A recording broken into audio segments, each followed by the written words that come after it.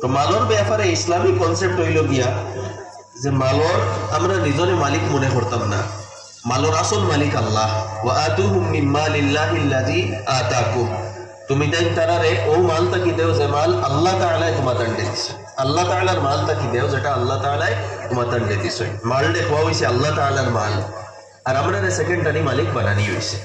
তো আমরা হইলাম মালর ক্ষেত্রে এক আমানতদার। আল্লাহ তাআলা যেভাবে চাইছেন সেইভাবে মালের উপরে আমরা করতাম, ম্যানেজ করতাম। মালের কোরআনে পাক প্রশংসাও করা হয়েছে।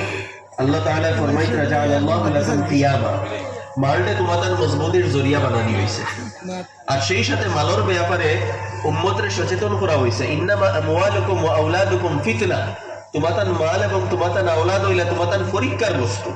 মাল দ্বারা তোমাদের পরীক্ষা করা হইব। কিভাবে পরীক্ষা? মাল তুমি সৎ উপায় উপার্জন করডায়নি না অসৎ উপায় উপার্জন করডায়, আর মাল তুমি সঠিক জায়গায় খরচ রায়নি না ভুল পন্থায় তুমি মাল খরচ রায়, ওটা হইল মালের ব্যাপারে পরীক্ষা।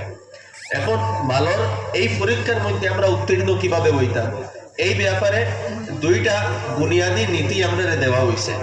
প্রথম কথা হইল যে মালের প্রতি আমরা লোভ থাকতো না। আমি একটু আগে কইছি মালের আকর্ষণ দিল রাখা হয়েছে। এখন এই আকর্ষণকে ম্যানেজ করা লাগবে। ম্যানেজ কিভাবে করতাম? মালের প্রতি লোভ রইতো না। আল্লাহ রাসূল আলাইহিস সালাতু ওয়াস সালামে ফরমাইছেন যে মানুষে লোভ, যদি মানুষে মাল লোভর দ্বারা অর্জন করে সেই মালের মধ্যে বরকত দেওয়া হইতো না। আর লোভ ছাড়া যদি মাল অর্জন করে এটার মধ্যে বরকত দেওয়া হইব। তো প্রথম রুল হইল গিয়া মালের ব্যাপারে মালের প্রতি লোভ রইতো না। যদি লোভ থাকে মালাও বরকত আইতো না। তো প্রথম রুল লোভ থাকতো না। আর যেহেতু মালের প্রতি লোভ থাকতো না, তো মাল হালাল হারাম তরিকায় উপার্জন হইতো না। কারণ যে মানুষের দিল মালের প্রতি লোভ থাকবো, সে হারাম তরিকায় মাল উপার্জন করার যাইব। তো মালের প্রতি লোভ রইতো না এবং হারাম তরিকায় মাল উপার্জন করার আমরা যাইতাম না। তো এই দুইটা মালের ব্যাপারে গুরুত্বপূর্ণ রুল। তো আমি কোরআনে পাকে একটা আয়াতে কারিমা তিলাওয়াত করছিলাম। আল্লাহ সুবহানাহু ওয়া তাআলা ফরমাইতরা ওয়া আহাল্লাল্লাহুল বাইআ ওয়া হারামার রিবা, আল্লাহ তাআলা লেনদেন বেচাকিনা এটারে হালাল করছেন এবং সুদরে হারাম করছেন। দেখুন দুইটা দ্বারা মালটে বাড়ানি হয়।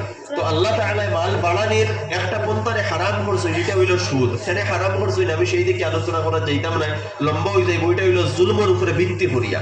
আল্লাহ তাআলা বেচা কিনা এটারে হালাল ঘোষণা করছেন, অর্থাৎ আপনার মাল উপার্জনের রাস্তা এটা বেচা কিনার ভিত্তিতে হইতো। বেচা কিনার বিভিন্ন শর্তাবলী আছে। তো সুদরে আল্লাহ সুবহানাহু ওয়া তাআলা হারাম ঘোষণা করছেন।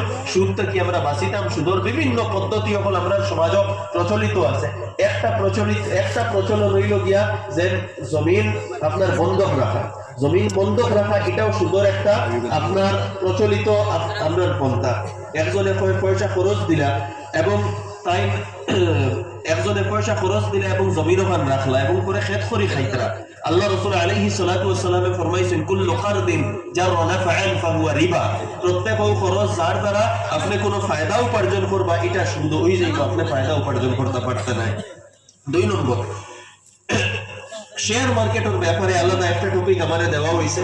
শেয়ার মার্কেট এখানে লম্বা আলোচনা করা যাইতো না। যারা শেয়ার মার্কেট এই সম্পর্কে জানোই বা অবগত আছে, এবং স্টক মার্কেটও ইনভেস্ট করার কিছু রুল আছে। আপনার স্টক মার্কেটও ইনভেস্ট করতে সময় কিছু আপনার নীতি হইল কি এইখানে জুয়া হইতো না, স্পেকুলেশন হইতো না, বা জুয়া টাইপের যে সুরত এগুলা হইতো না। তো এর লাগে উলামা একরামে অপশন ট্রেডিং টোটালি হারাম করছেন, ফিউচার হারাম করছেন, ইন্ট্রাডে হারাম ঘোষণা করছেন, শর্ট সেলিং হারাম ঘোষণা করছেন। আমরা বিগত দিনও দেখছি অনেক মানুষে পয়সার লোভে কিছু সংখ্যক মানুষেরা তো পয়সা দিয়া ট্রেডিং প্রতারণার শিকার হয়েছে। সোশ্যাল মিডিয়ার মধ্যে, পেপারের মধ্যে আমরা দেখছি। এই প্রতারণার শিকার কোন কারণে মানুষ হইলা? 2টা কারণে। প্রথম কারণ হইল মানুষের লোভ। আমি আগেও কইছিলাম মানব প্রতি যদি লোভ থাকে তাহলে মানব বরকত হইতো না। আর আমরা ছোট থাকতে গল্প পড়েছি অতি লোভে তাতি নষ্ট। তো লোভ থাকবো আপনার মাল নষ্ট হইব। তো লোভের কারণে। আর দ্বিতীয়ত আমরা উলামা একরামের জিজ্ঞাসি না যে আমরা পয়সা এইভাবে লাগাইতাম নি, আর এই পয়সাগুলো লাগানো হয়েছে অপশন ট্রেডিং। আর দ্বিতীয়ত এটা আপনার লিগেল কোনো ওয়ে নাই স্টক মার্কেটও ইনভেস্ট করা। স্টক মার্কেটও ইনভেস্ট করতে হলে এটা আপনার শিখা লাগবো, বোঝা লাগবো, এর নলেজ অর্জন করা লাগবো।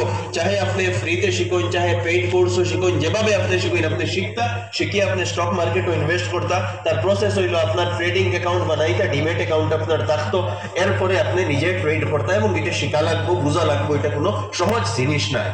তো স্টক মার্কেটে ইনভেস্ট করতে হইলে আপনি অপশন ট্রেড করতে পারতে না, ফিউচার করতে পারতে না, ইন্ট্রাডে করতে পারতে না, শর্ট সেলিং করতে পারতে না। যারা ট্রেডিং করেন তারা জানোই না, আমি বিস্তারিত যাই আর না, সময় কম, আমার সময় কমে গেছে, 2-3 মিনিট রয়েছে।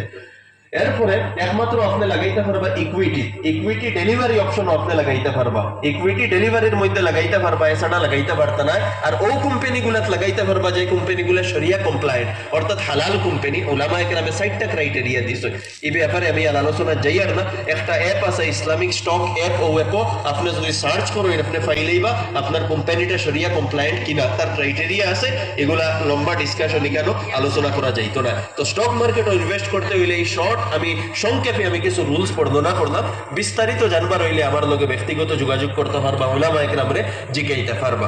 দ্বিতীয় আরো একটা কথা আমার এইখানে হওয়া হয়েছে যুব সমাজের দায়িত্ব, এটাও লম্বা টপিক, আমি সেই দিকে যাইতাম না। আল্লাহ রাসূল আলাইহিস সালাতু ওয়াস সালামে ফরমাইছেন, নুসিরতু বিশ-শাবাব, আমারে শাবাব অর্থাৎ যুবক দ্বারা সাহায্য করা হয়েছে। অর্থাৎ আল্লাহ রাসূল আলাইহিস সালাতু ওয়াস সালামে যে দিনের মেহনত যেটা করছেন, এটা কার মাধ্যমে করছেন? যুবকগুলোর মাধ্যমে।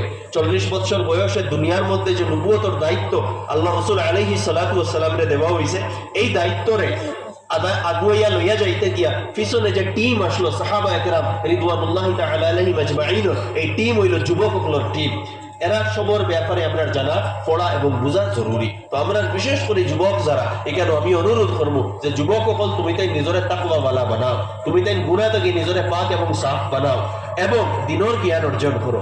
ওলামা একরামের লগে নিজরে জুড়ো, ওলামা একরামের তত্ত্বাবধানে তুমি তাই 60টা জিনিস স্টাডি করো। আমি প্রায় জায়গা কই ওলামা একরামের তত্ত্বাবধানে কোরআন স্টাডি করো, কোরআন বোঝার চেষ্টা করো, আল্লাহ রাসূল আলাইহিস সালাতু ওয়াস সালামের সুন্নাত বোঝার চেষ্টা করো। বিশেষ করে দৈনন্দিন জীবনও যেগুলো আমরা লাগে অত্যন্ত প্রয়োজনীয় সেইগুলা পড়ো।